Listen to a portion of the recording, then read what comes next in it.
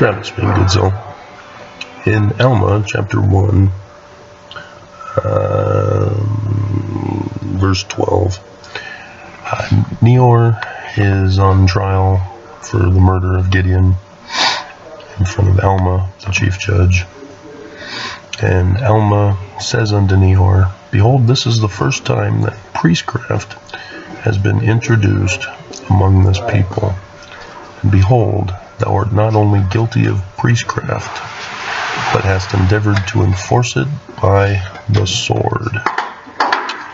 And were priestcraft to be enforced among this people, it would prove their entire destruction. So, looking up at drugrehab.com, their website, they go over some testing that they have found from secondhand meth exposure. And they did some research on a family that lived in a home that was a year ago, a year previous from the study that they did, that it was a meth lab. They do mention that obviously secondhand smoke is not as significant as a meth lab, obviously. But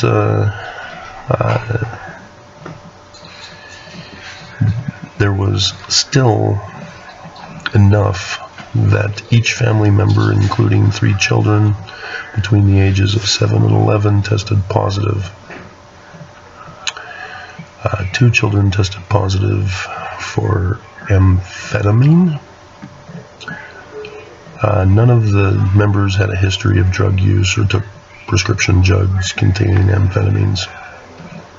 So this is similar to my situation. I don't drink, don't smoke, don't do drugs. Not because I was Mormon, but because the commercials on TV and seeing my peers was enough to say, I'm not going to be dumb like them.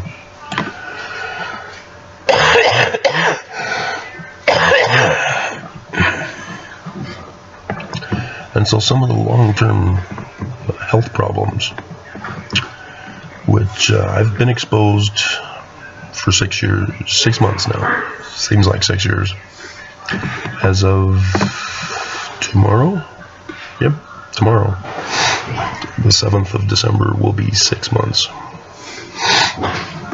June 7th is when I came here. And the long-term health problems include asthma-like symptoms. And so, yes, the persistent cough, trouble sleeping, behavioral changes, anxiety, attention problems. The mental problems still haven't taken effect yet, I noticed, except for the trouble sleeping. Skin rashes, I did, which kind of concerned me.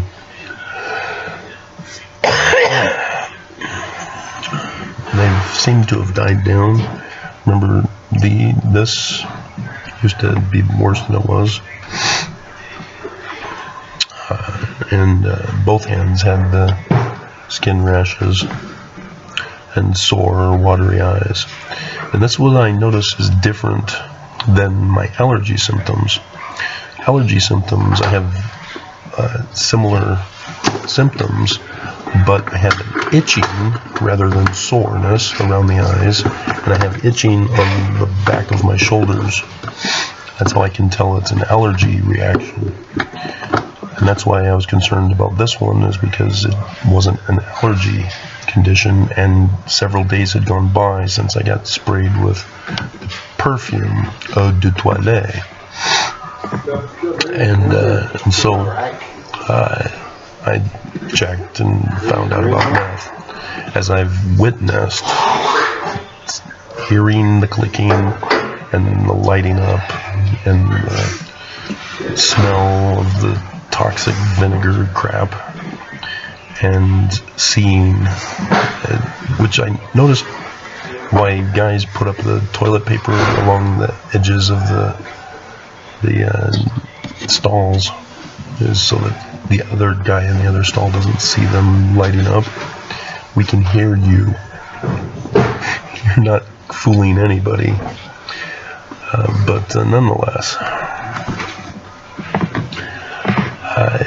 there have been times where I've been able to see the flame, and dear God, and it apparently it can be detected in the urine and blood for 7 days after, but hair takes up to 90 days.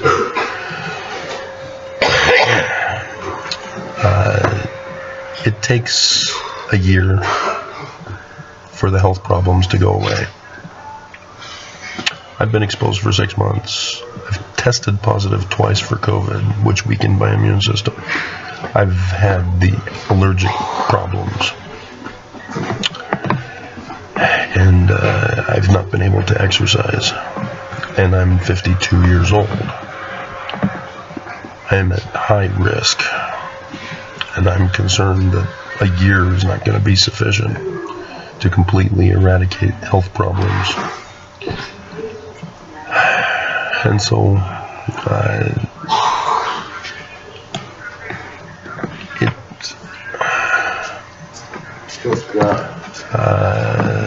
let's see. Yeah, I'm around meth often. Living in a home where someone smokes regularly may cause the long-term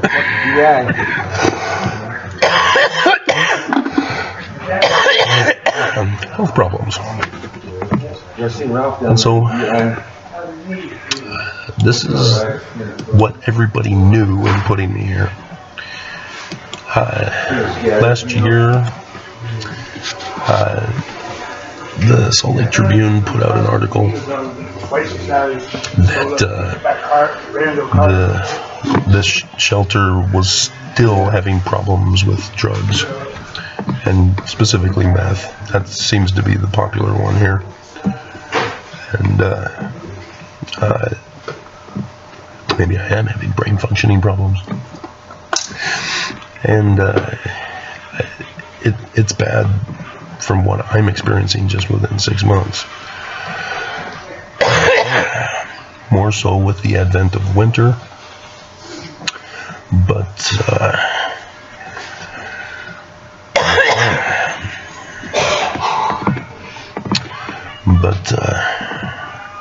still, I've been exposed for quite a long time.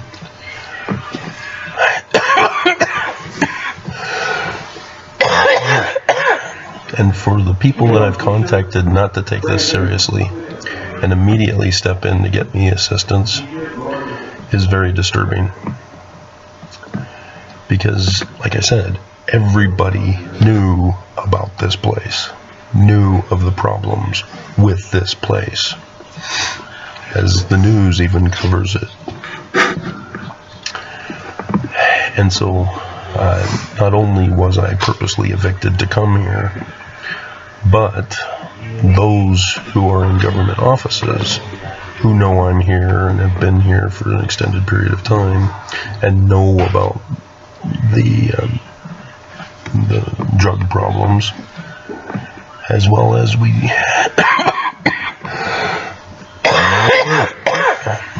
just had a raid last month where police came in with the canine units, searched the dorms, as we had to stand outside, wait for them to finish. And I noticed that the officer, because I was standing at the door looking in, waiting for them to finish, because he said, the one officer said it was only going to take 5 minutes. Okay. But he brought the dog in, stayed quite a while at that guy's bunk, and then I saw the dog then taken over to mine, and the dog wanted to move on. He didn't want to stay here. But the officer pulled on his leash to check again. And again, the dog, nope, nothing's here. Moving on. What was that officer up to? Dear God. Trust your dog. But nonetheless, I'm still feeling it. Because it goes on the walls and everything. And I ran a test over the weekend in which, when I was having a fit and was woken up by it, I needed to go to the bathroom. Sure enough, there were guys lighting up in there. And that told me that it travels throughout the building, that it doesn't just stay in the bathroom. And the other day, I was walking past the corridor from where the bathroom is to go downstairs to eat, and it just knocked me out. It was bad. And so it's just, and then these guys, they think I'm sick. They think I should just take a cough drop. And they're the ones doing it. And that's how dumb they are. Is that they can do it, smoke it, and think that there are no problems for doing so. Despite the nicknames, that many of which are symptoms of problems that you get from it, like witch's teeth, for example. And the victim blaming to deflect from them, to cast it onto those who are suffering from what they're doing to us. It's beyond evil. But the church likewise knew all about this. They have a member on the board here. They have medical doctors in the prophets, among the prophets.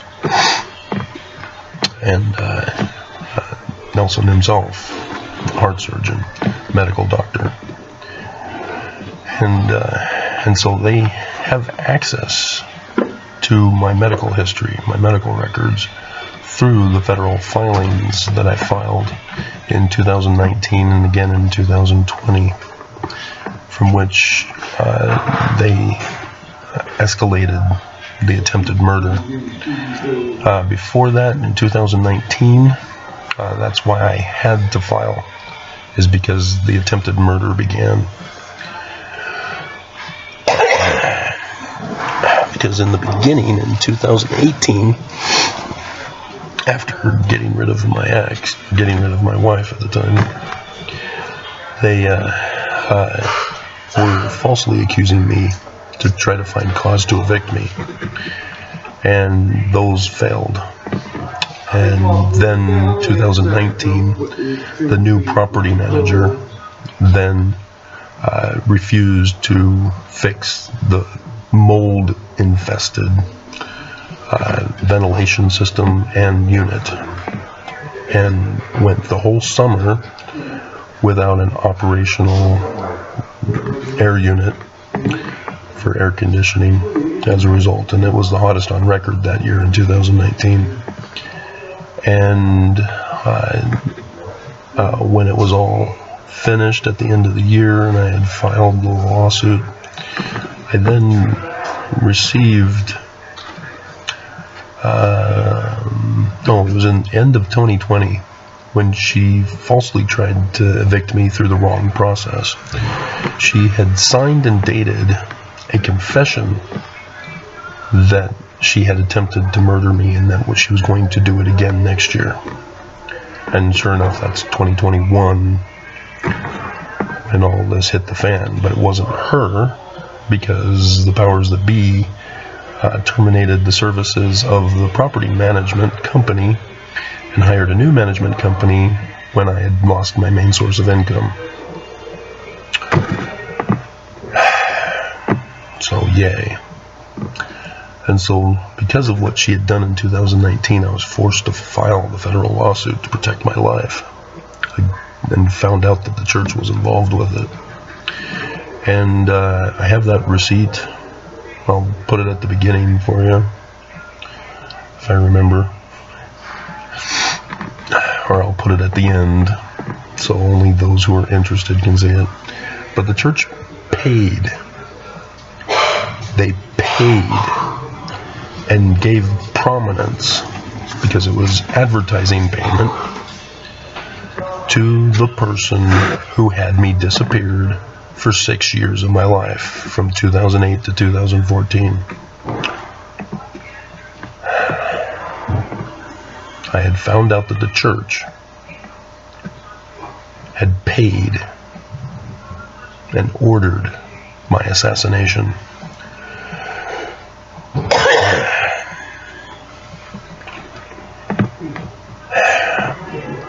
And in 2015, after being free for a year, that's when I had the emergency kidney infection. That wasn't a normal kidney infection, because the doctor called back in 3 days, panicked that I might be dead. He was literally worried because he gave me the wrong antibiotics. And so I am a personal witness that the Church of Jesus Christ of Latter-day Saints, the prophets, all agreed in unison, as is required, to murder me,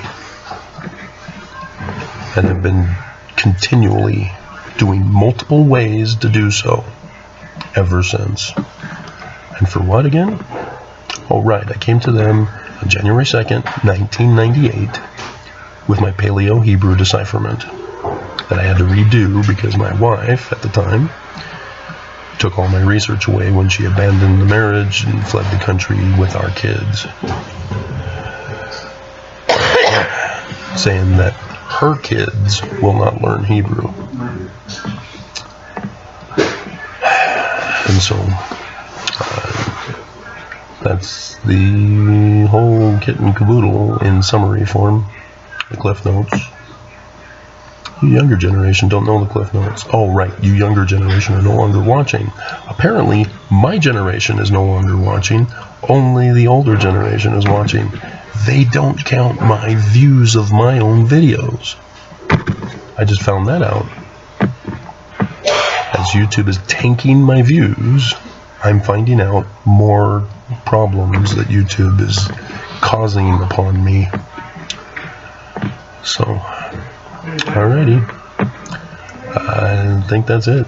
Church is literally guilty of priestcraft, which is working as a priest for money to neglect the people and enforcing it with murder. Because I expose the church.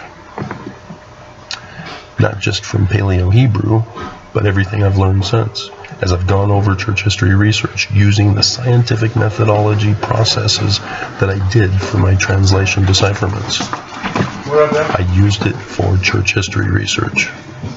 And that's why you will not find any of my information on any other ex-Mormon's channel. They don't talk about it. Not a single one of them will talk about Joseph Smith Sr. as the Master Mason in Canandaigua, New York, where William Morgan was working on his book at the lodge. And then he disappeared, his book disappeared, and then Joseph Smith Jr. comes out with a book? Yeah. So, but yeah, like I said, nobody's doing anything to help me. I'm literally being forced to be subjected to the medical health crisis that is here at this shelter. And nobody is helping me. Nobody is rescuing me. Nobody is doing a goddamn thing to save anybody here, to put a stop to the problem and save lives. And like I'm concerned, he had those same symptoms too. And now he's dead. And I don't know if you guys knew, I'm not sure if I put it in the video, he's the one who got lice regularly. That's why I put lice. Rest in peace. but they've replaced him. And like I showed you, they didn't even acknowledge him. He's just a nobody. He's gone. And nobody will ever know of him other than what I did as a video. I don't know his name. We don't know names here unless people tell us their names.